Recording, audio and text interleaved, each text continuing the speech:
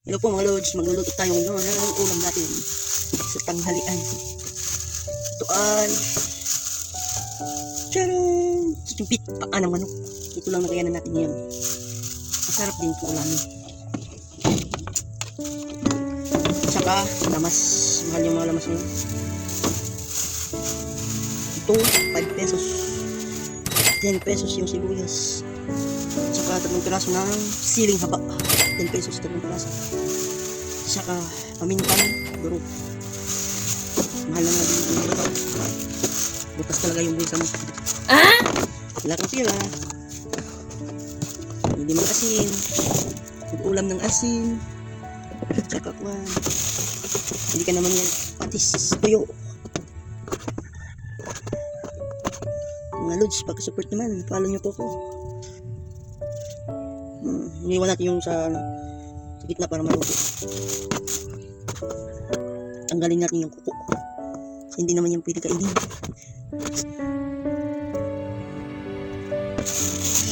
Ito yung bahay namin mga kalods. Halit lang. Pagpasok mo dyan, parang sala. Pagpasok mo dito, para kwarto na. Tsaka dito sa may ano ko, tabi ko, CR. Yan lang. Malaki pa yung bahay ng kalapati. Pero okay lang. At least may bubong na masisilungan. Problema lang pag umulan, bumaba. Higaan lang yung hindi inabot. Yan talagang buhay, sobrang hirap. Pag hindi ka kumain, hindi ka makakain.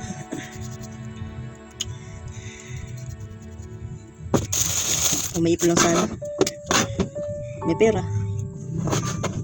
Paggawa ng bahay, kahit half body lang, half cement, tapos kahit yung kalahati, kahit okay na. Kasi papa-elevate para pag umulan, pag bumaha, hindi abutin. Kasi yung bahay namin dito, yung ano, yung tawag doon, yung lote namin dito, napapaligiran ng yung kanal ba? Drainage. So, yung tinatawarin nga namin yung naputol na puno lang, yun lang yung ano, yung dinadaan namin. Walang budget para pagpagawa ng tulay-tulay. Malit na tulay. Kasi bibili ka pa ng simento, bibili ka pa ng steel bar. Nililibor ka pa sa gagawa. Yung pangalan, oh. Walang pangalan namin yung paana. Wala kayong pera.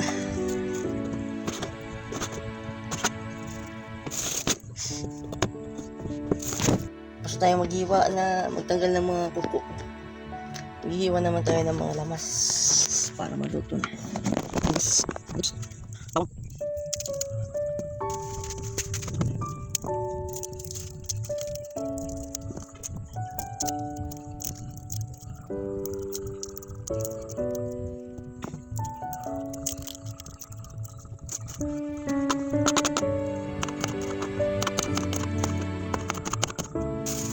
ma'am.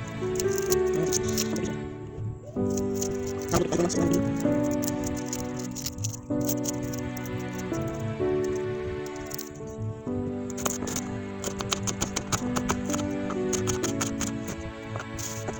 Ako lang sa naman, mga piso. Okay.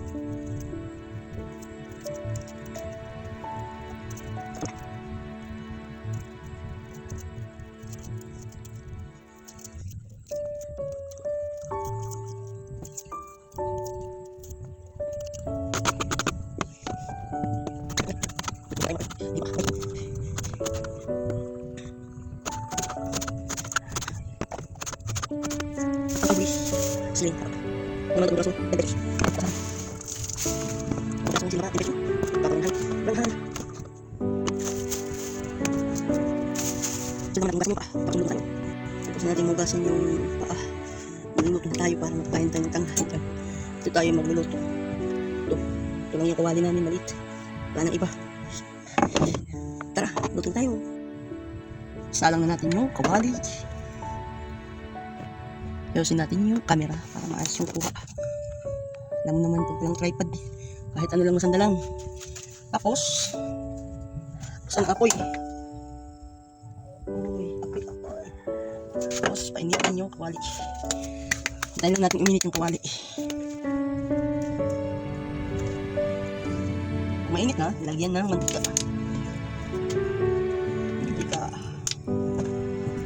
Tsaka, sunod yung lamas.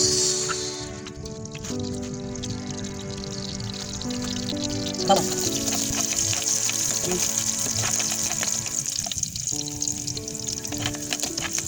Sunod natin yung sibuyas. Oops. Tagal. Sayang. Ang lamas. Mexico.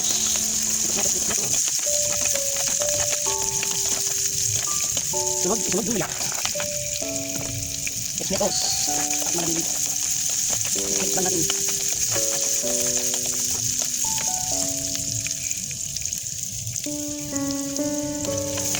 Sunod. Para na yun. Ano mo? Sana. Tumakit. Ulitin mo lang. Okay. Tapos. Nagad.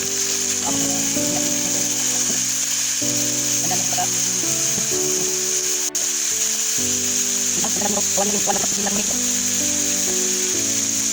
Palit tayo ng kawali kasi hindi maano. Ay mekos-mekos. Yung kawaling butas. Butas lang dito sa gilid dito. Dito.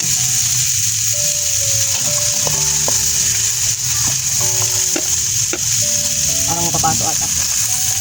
Wala kasing hawakan. Wala na. Tapos lagyan natin ng toyo. Natin na natin. Dito wala pa lang sa gilid.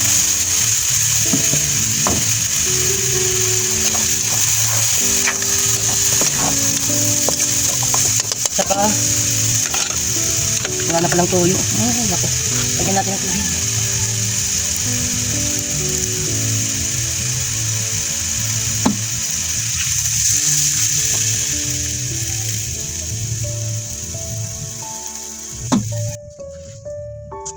After 1,000 days, kumukulo na siya.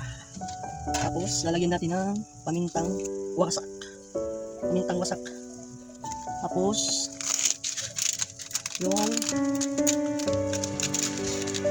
pampalasa. Mekos-mekos po ulit natin.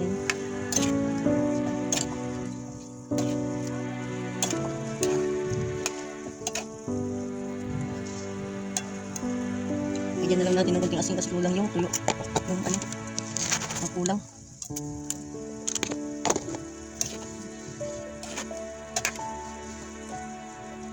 Takpan ulit. After 3 minutes, lagyan natin ng suka. Huwag muna natin haluin. Tapos, takpan ulit. Hintayin natin kumulo mga 3 minutes. Lagyan natin ng konting asukal para manamis-namis.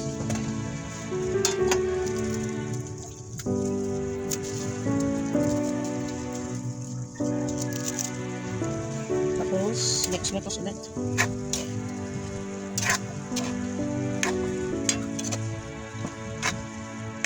Tapos, ilagay na natin yung siling haba. Para maanghang siya. Tapos takpan. Mga 5 minutes off na yan. Okay na siguro itong mga lods. Tingnan natin. Ito na yan lods. Kasi malalaman mo kapag luto na yung paa ng manok kasi yung balat niya parang umihiwalay na sa buto.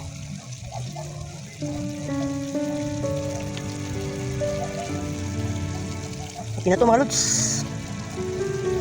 Patayin na natin yung apoy. Kain na na.